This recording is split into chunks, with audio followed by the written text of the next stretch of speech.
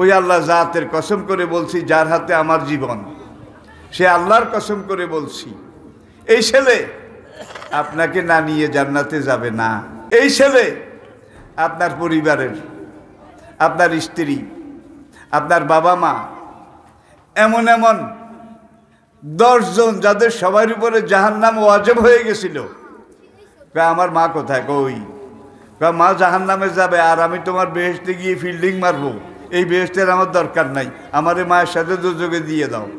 তখন আল্লাহ বলবেন, ইয়া আব্দি, ওরে আমার আলেম ছেলে, তুই কয়জন চাস? কয় বাবারে চাই, মারে চাই, খালের চাই, ফুবুরে চাই, নানিরে চাই, দাদিরে চাই। কয় আর কত? কয় 10 জন দিতাম বেশি। ইয়ারের কার আরো আছে? কয় যা 70 জন পর্যন্ত দিলাম। আল্লাহু আকবার, 70 জন পর্যন্ত দিলাম। এমন 70 জন মাফ করে দিলাম যাদের প্রত্যেকের উপরে ওয়াজাবাত আলা কুল্লিহিমুন নার, যাদের সবার উপরে জাহান্নাম ওয়াজিব হয়ে গেছিল।